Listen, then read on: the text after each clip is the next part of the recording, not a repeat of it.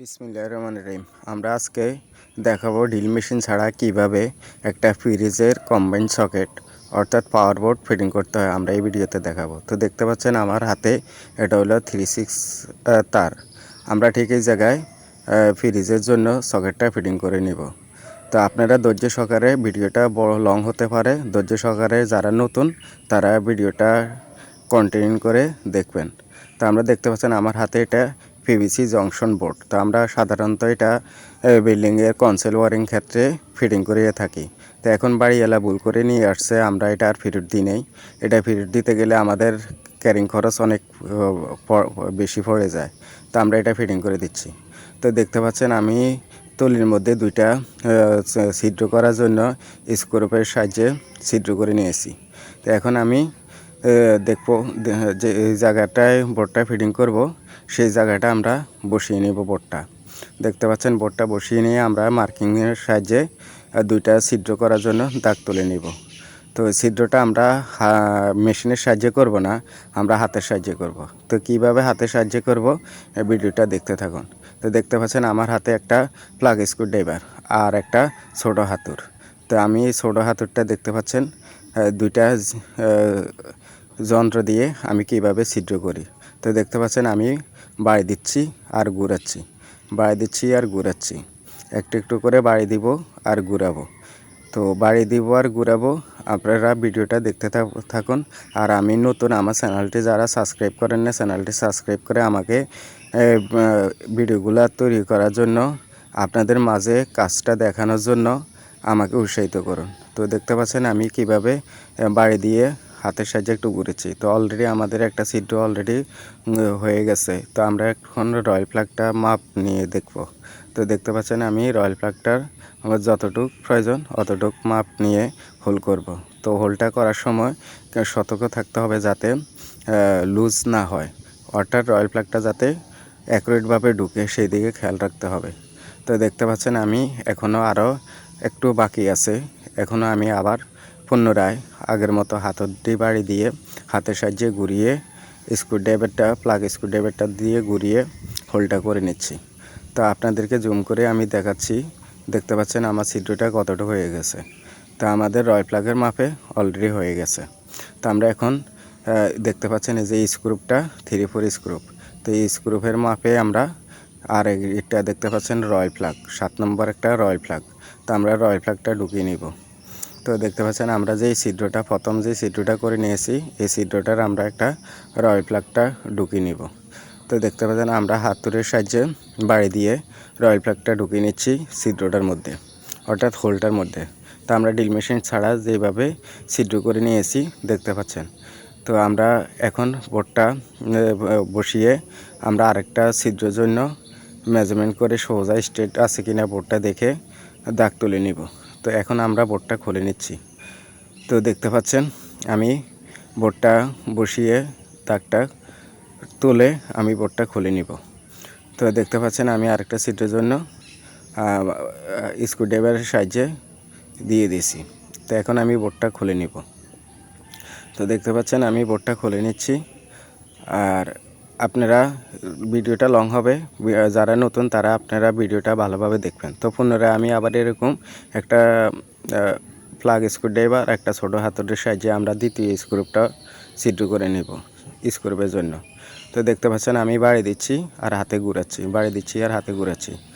তো দেখতে পাচ্ছেন মোটামুটি আমরা কতটুক হয়ে গেছে আমরা এখানে জুম দিয়ে আপনাদেরকে দেখাবো।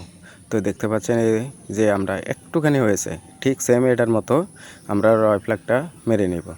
তো আমার হাতে দেখতে পাচ্ছেন শুধু একটা প্লাগ স্ক্রুড্রাইভার, আর কিছুই না, আর একটা হাতুর। তো আমরা হাতুড়ের সাহায্যে টেকনিক খাটিয়ে দেখতে পাচ্ছেন ধীরে ধীরে আমরা ঘুরাচ্ছি আর ছিদ্র করছি। তো আবার পুনরায় আমরা আবার হাতুড়ের দিয়ে বাড়ি দিচ্ছি আর ঘুরাচ্ছি। দেখতে পাচ্ছেন এই যে কতটুকু হয়ে গেছে, প্রায় 2-3 সুতের মতন হয়ে গেছে। এখন আমাদের 6 সুতা কিংবা 7 সুতার মতন ছিদ্রটা করতে হবে। তো আমি আবার হাতুড়ি বাড়ি দিচ্ছি, দেখতে পাচ্ছেন হাতুড়ি বাড়ি দিচ্ছি আবার ঘুরাচ্ছি। তো এখন আমি রয়্যাল প্লাগটার মাপ নিয়ে দেখব। তো দেখতে পাচ্ছেন রয়্যাল প্লাগটা কতটুক, আমাদের এটা রয়্যাল প্লাগটা হলো 7 নম্বর রয়্যাল প্লাগ। তো আমরা এখনও একটু বাকি আছে, আমরা আবার ঠিক এতটুকু আমরা অর্ধেক গেছে আর কি, আবার বাকিটা আমরা হাতুড়ের সাহায্যে বাড়ি দিব আর ঘুরাবো, বাড়ি দিব আর ঘুরাবো। তো এক পর্যায়ে ঘুরতে ঘুরতে আমাদের একটু সময় লাগছে, ব্যাপার না। তো আমরা টেকনিক্স বুদ্ধি তো বুদ্ধি, তো দেখতে পাচ্ছেন আমরা সাকসেস হয়েছি, ইনশাল্লাহ সাকসেস হব। তো এখন আমরা রয়্যাল ফ্ল্যাগটা মাপ নিয়ে আবার দেখব কতটুকু হয়েছে। তো রয়্যাল ফ্ল্যাগটা যতটুকু মাপ অতটুকুই আমাদের পর্যন্ত বারবার করতে হবে, ছিদ্রটা করতে হবে। তো এখন আমি রয়্যাল ফ্ল্যাগটা মাপ নিয়ে নিচ্ছি। তো এখন আমি দেখতে পাচ্ছেন হাতুড়টার সাহায্যে বাড়ি দিয়ে দ্বিতীয় রয়্যাল ফ্ল্যাগটা ঢুকিয়ে নিচ্ছি। তো এখন আমি রয়্যাল ফ্ল্যাগটা সুন্দর করে ঢুকিয়ে নিব। তো দেখতে পাচ্ছেন রয়্যাল ফ্ল্যাগটা ঢুকিয়ে নিচ্ছি, আপনারা দেখতে থাকুন। তো পুনরায় আমি আবার বলতেছি, আমি নতুন, আমার ভিডিওটা কেমন হয় আপনারা লাইক কমেন্টের মাধ্যমে আমাকে জানাবেন। একটা লাইক একটা কমেন্ট দিবেন, আর আমার ভিডিওটা ভালো লাগলে একটা শেয়ার দিবেন। এরপরে যাতে নতুন ভিউ যারা আছে দেখে কাজ শিখতে চায় তাদের কাছে যাতে ছড়িয়ে পড়ে। তো সিনিয়র যারা তারা আপনাকে বলতে পারেন, আমার যদি কাজ ভুল হয়ে থাকে আমাকে জানাবেন।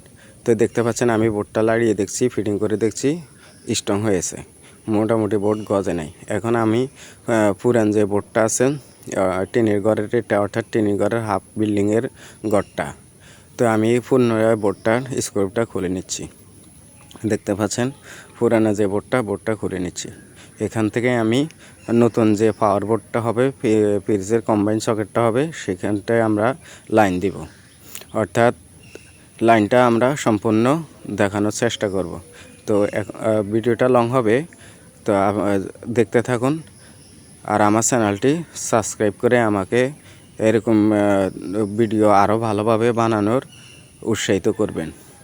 তো দেখতে পাচ্ছেন আমি বোর্ডটা খুলে নিচ্ছি, আর তারটাও আমি যতটুকু লাগে নতুন বোর্ডটা পর্যন্ত মাপ নিয়ে আমি তারটা কেটে নিচ্ছি। দেখতে পাচ্ছেন প্লাসের সাহায্যে দোনোটা তার সমান করে কেটে নিচ্ছি।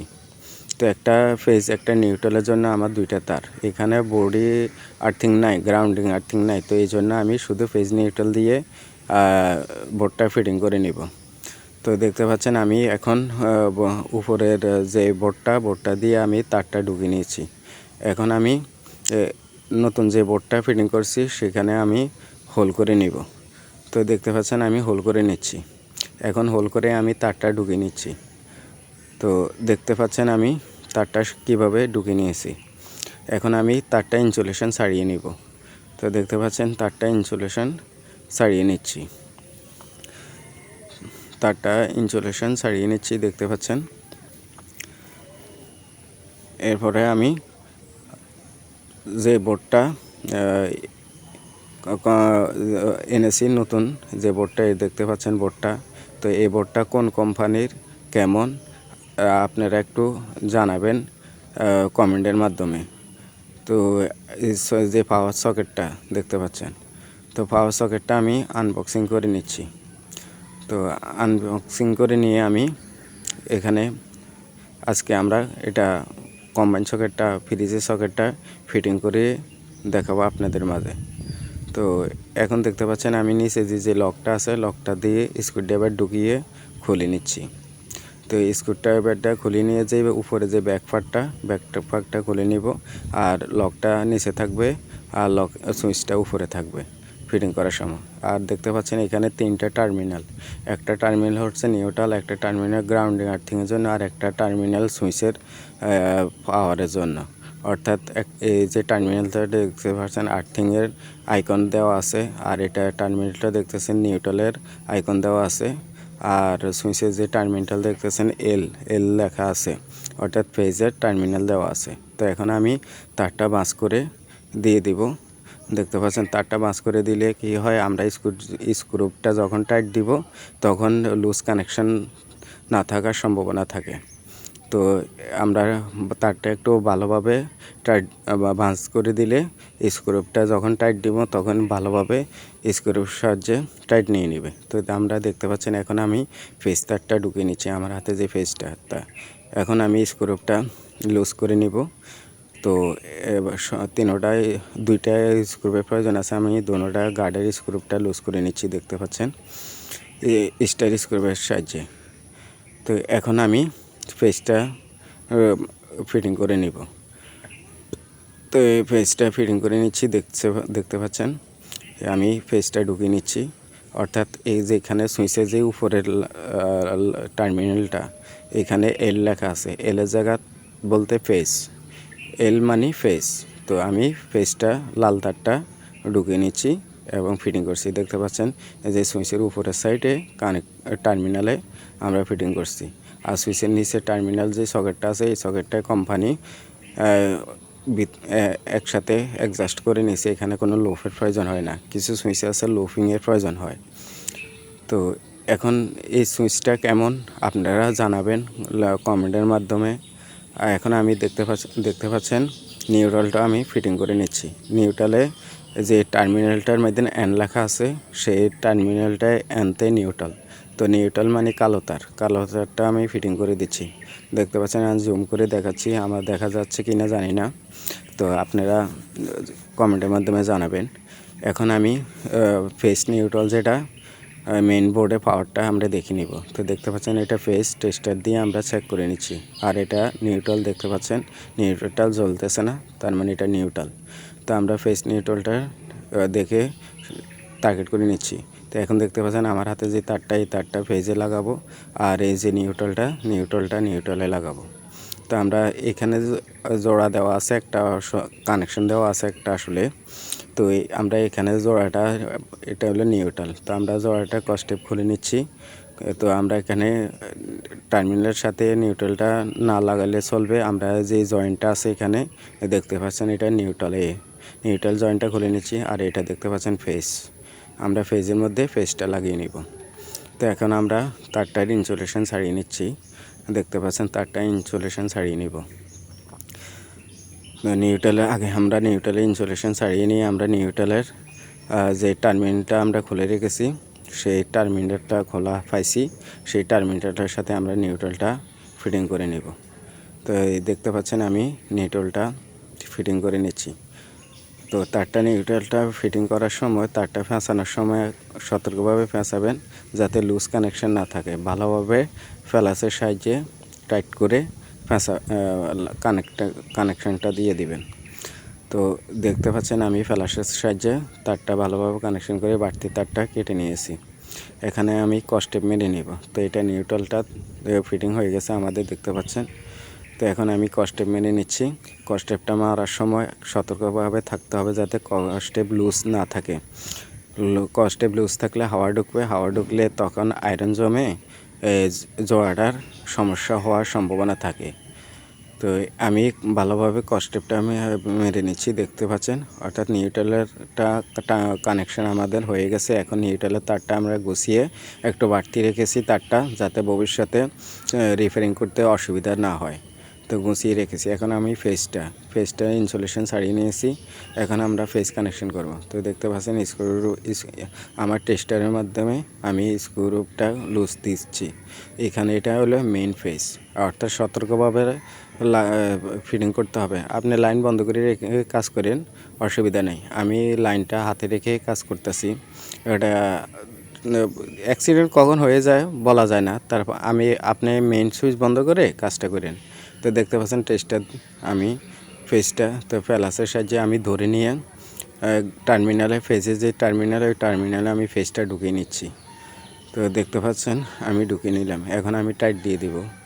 এই স্ক্রুটা টাইট দিতে সতর্কভাবে টাইট দিবেন, কারণ আমি যদি লাইন হাতে রেখে কাজ করেন আর কি। আর লাইন বন্ধ করে রাখলে আর আপনার এত সতর্কের প্রয়োজন নেই। তো দেখতে পাচ্ছেন আমি টাইট দিয়ে দিচ্ছি। আর টাইট দেওয়া শেষ। এখন আমি বোর্ডটা তারটা গুছিয়ে সুন্দর করে বাঁশ করে ভিতরে বোর্ডের ভিতরে ঢুকিয়ে দিব। তো বোর্ডের ভিতরে দেখতে পাচ্ছেন আমি ঢুকিয়ে দিচ্ছি। এখন আমি বোর্ডটা ফিটিং করে দিব। হ্যাঁ, তো আমি বোর্ডটা ফিটিং করে দিচ্ছি, দেখতে পাচ্ছেন স্ক্রু মেরে বোর্ডটা ফিটিং করে দিচ্ছি। আমাদের কানেকশন হয়ে গেছে। এখন আমি নতুন যে বোর্ডটা কানেকশন করছি, সেখানে আমাদের ফেজ নিউট্রাল ঠিক আছে কিনা শো করে আপনাদেরকে দেখিয়ে দিব। তো সেই পর্যন্ত ভিডিওটা দেখতে থাকেন। আমি স্ক্রুপটা দেখতে পাচ্ছেন, স্ক্রুপটা আমি ফিটিং করে নিচ্ছি। স্ক্রুটা ভালোভাবে টাইট করে এই দেখতে পাচ্ছেন আমি কানেকশন করছি যে ফেসটা ঠিক আছে, নিউট্রালটাও ঠিক আছে। তো আমি টেস্টার দিয়ে আবার পুনরায় চেক করে দিচ্ছি লাইন ঠিক আছে, লাইন ওকে, আমার সকেটের লাইন আসছে। তো এখন আমি তারটা সুন্দর করে দেখতে পাচ্ছেন বাস করিয়ে বাড়তি যে তারটা রেখেছি বাস করে ঢুকিয়ে নিচ্ছি। তো সব সময় খেয়াল করে কাজ করবেন, সতর্কভাবে কাজ করবেন, আর তারটা একটু বাড়তি রাখবেন যাতে ভবিষ্যতে রিপেয়ারিং করতে সুবিধা হয়, কানেকশনটা করতে সুবিধা হয়।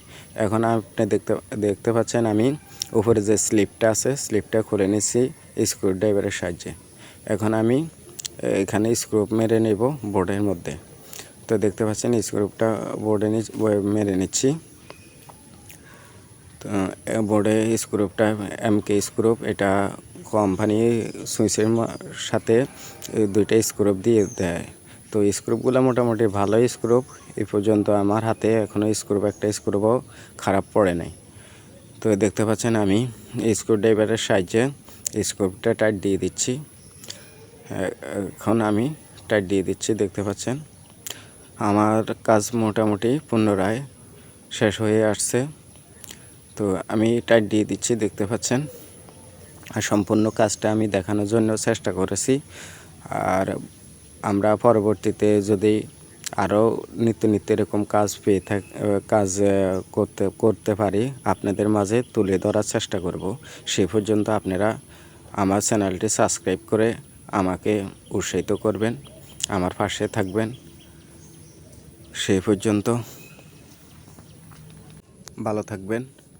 এখন আমি স্ক্রুপটা ভালোভাবে টাইট দিয়ে লাড়িয়ে দেখব টাইট হচ্ছে কি না। এখন আমি উপরে যে পার্টটা আছে পার্টটার স্ক্রুপটা ফিটিং করে স্লিপটা ফিটিং করে দিচ্ছি। সুইচ দিয়ে দেখছি, হ্যাঁ পাওয়ার জ্বলতেছে, দেখতে পাচ্ছেন। আমি সুইচ বন্ধ করছি, অন করছি, পাওয়ার ঠিক আছে। তো আমি জুম করে আমি টেস্টার দিয়ে আপনাদেরকে আবার পুনরায় দেখানোর চেষ্টা করতেছি। দেখতে পাচ্ছেন আমাদের দোনোটা বোর্ডে পাওয়ার ঠিক আছে, সুইচ আমরা কানেকশন করে দিচ্ছি ঠিক আছে।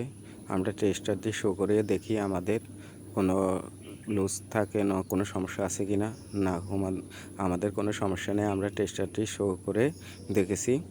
আপনারা টেস্টার দিয়ে শো করে দেখবেন, টেস্টার শো করে হ্যাঁ আমাদের কানেকশানটা মোটামুটি ঠিক আছে। তো এখন আমি ফ্রিজের লাইনটা দিয়ে দিব। তো সেই পর্যন্ত দেখতে পাচ্ছেন আমরা বোর্ডটা ফিটিং করে দিচ্ছি। আমাদের কারেন্টটা চলে গেছে অলরেডি, গ্রামের বাড়ি তো বিদ্যুৎ বারবার আসে যায়। তো আমরা ফ্রিজের লাইনটা বসিয়ে দিয়েছি, আমাদের আগে পুনরায় চেক হয়ে গেছে। সেই পর্যন্ত আপনারা ভালো থাকবেন। আমি যে এটা একটা ফ্রিজের জন্য কাজ করেছি। তো দেখতে পাচ্ছেন ডিপ ফ্রিজটা দেখতে পাচ্ছেন। আর সেই পর্যন্ত আজকের জন্য ভালো থাকবেন। আল্লাহ হাফেজ।